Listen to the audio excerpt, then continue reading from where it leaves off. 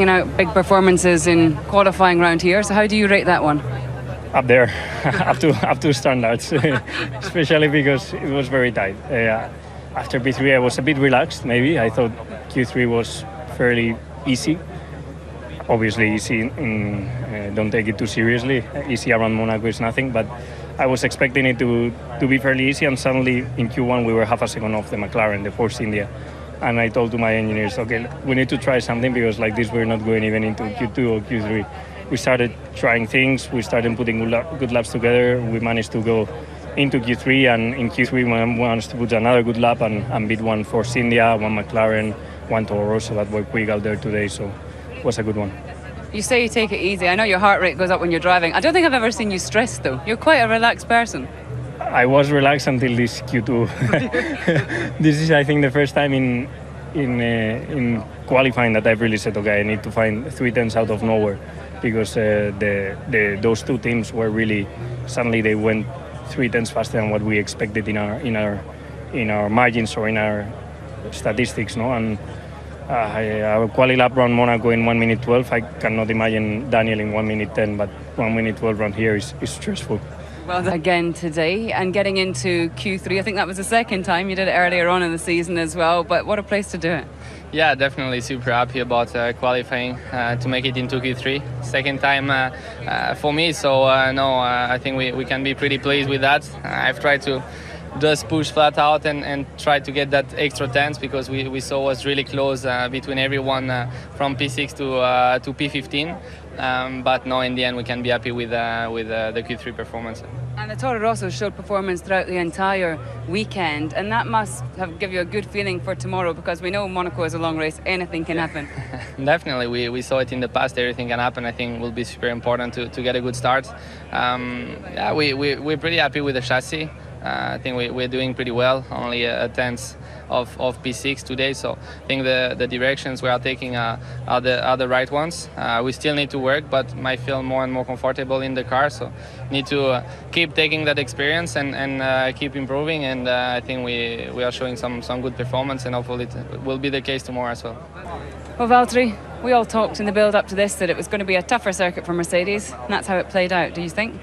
Yeah, it was tricky, but yeah, I mean, Lewis was P3 like ours last year, so it's not a disaster, but yeah, Red Bull is so quick here, you know, so we got lucky in the end that one of them is behind because of the gearbox. So for me, yeah, not so ideal. It felt like a well-balanced car, but just lacking grip.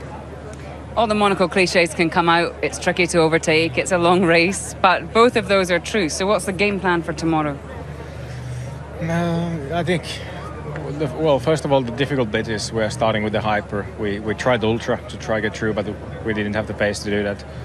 And yesterday we could only do like 7 laps with the Hyper, and if we can only do 7 laps tomorrow, we can't do a one-stop. So I'm going to be praying for a safety car or something like this that can save us. I'm sure your prayers will be. I love driving this circuit, and the qualifying lap is the Yeehaw lap of the weekend. How was that one for you? Yeah, I mean, it was a really good session. It was a really good session, and gave it everything that I could. We just couldn't catch even with a perfect lap, we couldn't catch the Red Bulls. They were just that little bit more performance, particularly the last section. They were killing us. But there was, the last lap I just went all out. I had a really good first lap, and then the second one I just went all out, and I was up for a period of time, and then I just wasn't able to hold it. I didn't make any mistakes or anything like that. But I was the time was just disappearing as I was going through the lap. So I was trying to hold on to it, but I gave it everything I could. I'm glad that we're up there still in from third. You can still do something. I won my first Grand Prix here from third, but so obviously that was in unique circumstances. So I'm going to give it everything I got. Monaco's always unique circumstances, so make the most of it. Thank you. I will.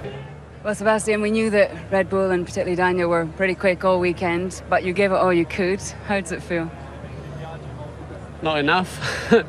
Well, I think it was okay, but obviously you want to be, a little bit closer or ideally ahead. So I think it was okay. I was pretty happy with the last shot I had. Maybe there was half a tenth, but not enough to, put Daniel under threat. So well done to him. I think tomorrow will be a long race. Will be interesting to see whether everybody can make the one-stop work. But I think for sure it's the target. So we'll see. I think we have a start. We have a chance at the start, and then we settle into the race and see what we can. We're all there, and you delivered when it mattered. Yeah, it's good. Very good. I'm stoked. Stoked. I'm satisfied, but I'll be stoked tomorrow once we complete the job. But I thought when you spoke to David on the grid when you got out of the car, you were holding back a little. It feels it the same again. Is it because you don't want to get ahead of yourself? It's not necessarily ahead of myself. I think I still got some.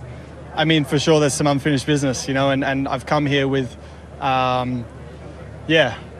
just strong intentions, in myself. It's a bit like 2016. I feel like the lead up to this race has been very similar, and I feel like there's certainly a fire in me, and I just wanted to set these, from Thursday onwards. I wanted to see myself at the top and every session. So I've done that. I've proven it now to myself that I came here I've done what I came here for. But still, there's another 50% to do tomorrow.